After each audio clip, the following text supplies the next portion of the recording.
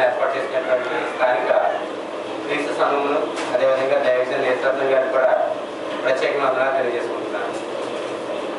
సోదరు చెప్పినట్లుగా అపొస్తలుల కార్యం నుంచి 10 నిమిషాలు కొన్ని విషయాలు నేను మాట్లాడాలనుకుంటున్నాను. సంఘము ప్రారంభించబడినటువంటి విధానం మనకి అపొస్తలుల కార్యంలో కనబడుతుంది.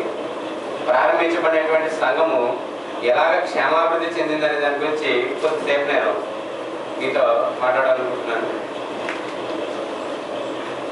అభివృద్ధి అనేది 2 రకాలుగా ఉంది. ఒకటి క్షేమంగా అభివృద్ధి చెందొచ్చు, క్షేమం లేకుండా అభివృద్ధి చెందొచ్చు అని. అంటే క్షేమం లేకుండా అభివృద్ధి చెందడం అంటే గొడవలతోటి సమస్యలతోటి అభివృద్ధి చెందే సంఘాలు కూడా ఉంటాయి. అయితే ఇక్కడ మన అపొస్తలుల గారిలో చూసినటువంటి సంఘము క్షేమాభివృద్ధి చెందింది.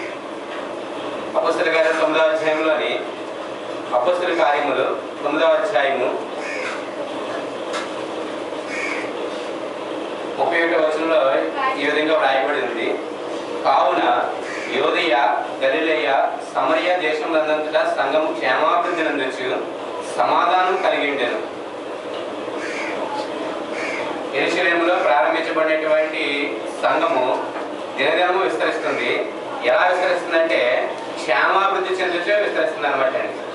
అలాగే నేటి దినాల్లో స్థానిక సంఘాలు కూడా క్షేమాభివృద్ధి చెందాలి. క్షేమాభివృద్ధి చెందాలంటే మనందరికీ ఒక మంచి నమూనా ఉన్నటువంటి సంఘం ఏంటంటే యెరూషలేము ఉన్నటువంటి సంఘమే. యెరూషలేములోని పెంతెకొస్తు పండుగ దినాన 3000 మందితో ప్రారంభించబడినటువంటి సంఘమే మనందరికీ నమూనా అనమాట. అదే మనందరికీ మాదిరి. ఆ సంఘము క్షేమాభివృద్ధి చెందినట్లుగా మనం లేఖనాల చూస్తున్నాం. అదేవిధంగా మరి మన స్థానిక సంఘము కూడా క్షేమాభివృద్ధి చెందాలి. క్షేమాభివృద్ధి చెందాలంటే ఎప్పుడు క్షేమాభివృద్ధి చెందుతుంది? అభివృద్ధిలోకి కనబడాలంటే సంఘము మనకి మంచి ఉదాహరణగా యెరూషలేము సంఘాన్ని మనం తీసుకోవాలండి. ఆ సంఘం ఎలా పనిచేస్తే అది క్షేమాభివృద్ధి చెందిందో అదే రీతిలో ఈరోజు మన స్థానిక సంఘాలు కూడా అభివృద్ధి చెందాలి. అలా చెందితేనే నేటి దినాల్లో సంఘం క్షేమాభివృద్ధి చెందుతుందండి. లేదంటే క్షేమాభివృద్ధి చెందే అవకాశం లేదు. మనకి ఇప్పుడు సోదరులు రాజేంద్ర గారు జ్ఞాపకం చేశారు.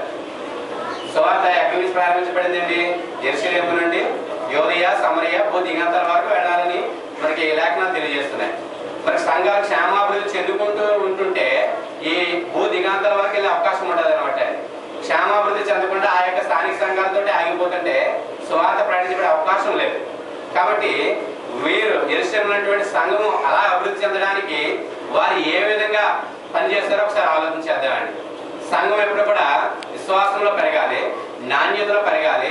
అలాగే సంఘంలో ఏమైనా సమస్యలు వస్తే ఆ సమస్యలు పరిష్కారం చేసుకునేటువంటి సామర్థ్యం రావాలి. అలాగే సంఘము స్వయం పోషక సంఘంగా తయారవ్వాలండి. సంఘము విశ్వాసంలో ఎదగాలి, నాణ్యతలో కనబడాలి. అదేవిధంగా ఏమైనా సమస్యలు వస్తే ఆ సమస్యను పరిష్కరించుకునే స్థాయి ఆ సంఘంలో కనబడాలి. అదేవిధంగా చివరికి సంఘము స్వయం పోషక సంఘంగా తయారవ్వాలి. అలాగా యెరూషలేము ఉన్నటువంటి సంఘము తయారైంది అనమాట అండి. అలాగే ఈరోజు మన స్థానిక సంఘాలు కూడా అదే స్థాయిలో కనబడాలి. ఇప్పుడు అలా కనబడాలంటే వారు ఏ విధంగా పనిచేస్తారో ఒకసారి చూద్దాము.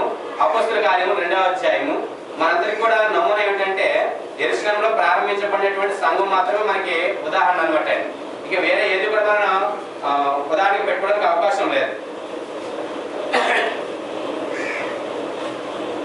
వారి యొక్క కృషి ఎలా ఉంది, ఆ సంఘము సంఖ్యలో ఎలా అభివృద్ధి చెందింది, యెరూషలేములో ప్రారంభించబడినటువంటి సంఘము సంఖ్యలో ఎలా అభివృద్ధి చెందిందండి. మొట్టమొదటి మనం చూసినట్లయితే వారి దినదినము అభివృద్ధి చెందినట్టు కనబడుతుందండి. చూడండి, అపొస్తలుల కార్యములు 2వ అధ్యాయంలో 3000 మందితో ప్రారంభించబడినటువంటి సంఘము 4వ అధ్యాయంకి వచ్చేటప్పటికి ఎలా ప్రారంభించబడిందంటే 4వ అధ్యాయము 4వ వచనంలో వాక్యము వినిన వారిలో అనేకులు నమ్మిరి. అంటే అక్కడ పేతురు ప్రసంగం చేశారు.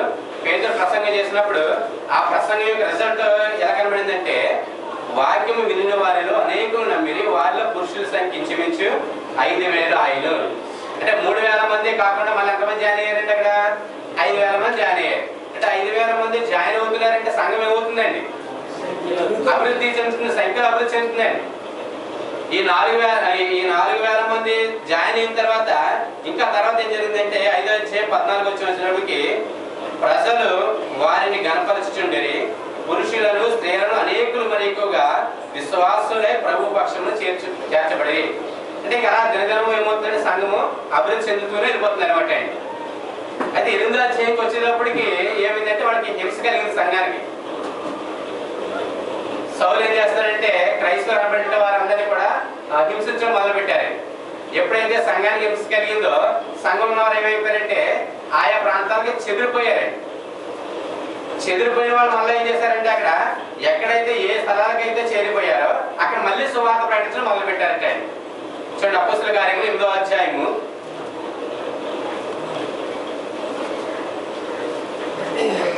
1వ వచనంలో ఏమన్నా రాయబడి ఉంది. ఆ కాలమందు సంఘములో యెరూషలేములో సంఘములకు గొప్ప హింస కలిగినందున అపోస్తలులు తప్ప అందరూ యూదయ సమరయ దేశములందరూ చెదిరిపోయారు. అంటే ఇక్కడ ఈ సౌలు హింస కలిగించడం వల్ల ఏమైతే చెదిరిపోవడం జరిగింది.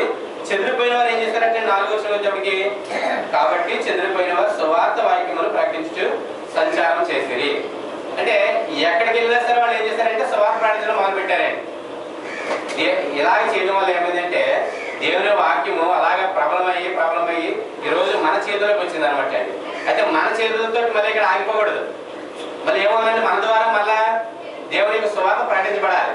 ఎందుకంటే అపోస్తలుల 1వ అధ్యాయం 8వ ప్రకారము భూ దిగంతాల వరకు వెళ్ళాలండి సువార్త. భూ దిగంతాల వరకు ఇంకా వెళ్ళలేదండి. భూ దిగంతాల వరకు సువార్త ఇంకా వెళ్ళలేదు. ఇప్పుడు మన ఇక్కడ శాటిలైట్ సిటీలోని ఈ స్థానిక క్రీస్తు సంఘంలో చదువుతున్నామండి. ఇంకా ఇక్కడి నుంచి ఇంకా బయటికి వెళ్ళాలండి.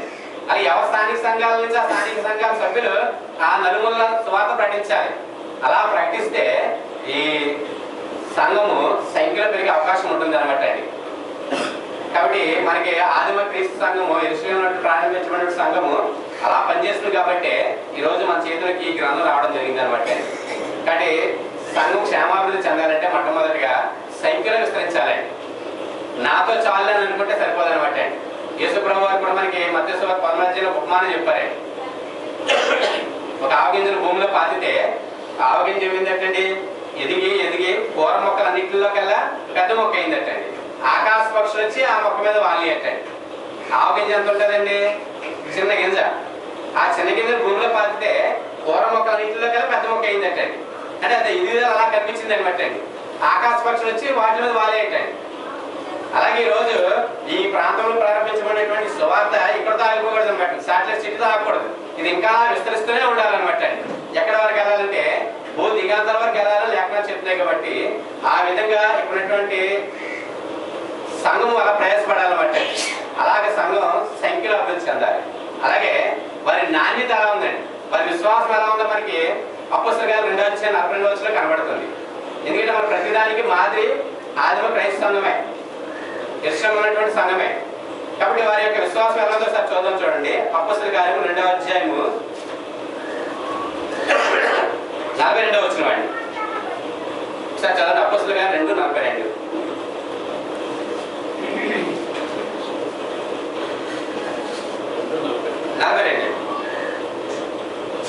వీరు అపోస్తలుల బోధ యందును సహవాసం మందును రొట్టె విరుచుట యందును ప్రార్థన చేయటి యందును ఎడతెగక ఉండిరి.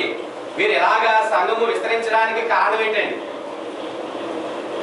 3000 మంది ప్రారంభించబడినటువంటి సంఘము వారు అలాగా సంఖ్యలో విస్తరించారంటే వారు అలా విస్తరించడానికి వారు ఎంత కృషి చేసి ఉంటారండి. అక్కడ వారి కృషి అంటే కనబడుతుందండి. వారు ఈ కార్యక్రమంలో ఎడతెక్కున్నారంటండి. బోధ యందును సహవాసం మందును రొట్టె విరుచుట యందును ప్రార్థన చేయటది ఎడతెక్కున్నారంటే వాళ్ళు. అంటే వాళ్ళకి ఎప్పుడు సమయం దొరుకుతుంటే అప్పుడు ఈ దేవుని కార్యక్రమంలో విశ్వాసం ఎదిగేవారంటండి. పెద్దవారికి భయం కలిగింది. కాబట్టి అలా వారు పనిచేయడం ద్వారా సంఘం విస్తరించగలిగిందండి. ఈరోజు మనం కూడా ఇలాగే అంటే వీళ్ళలాగా కానీ కృషి చేయగలిగితే మన స్థానిక సంఘాలు ఏమవుతాయి అంటే నాణ్యతలో కూడా కనబడతాయంటండి. నాణ్యతలో కూడా కనబడే అవకాశం ఉందన్నమాట అండి. ఇంకా వాళ్ళు చేసిన పని మరొకటి కనబడుతుంది. ఏమిటంటే చూడండి 46వ వచనం అండి. మరియు వారు ఏక మనస్కులై ప్రతి దినము దేవాలయంలో తప్పక కూడుకొనుచు ఇంటింటా రొట్టె విరుచుచు దేవుని స్తుతించుచు ప్రజలందరి వలన దయ పొందిన వారై ఆనందముతోను నిష్కటమైన హృదయముతోను ఆహారము పుచ్చుకొంచుండిరి.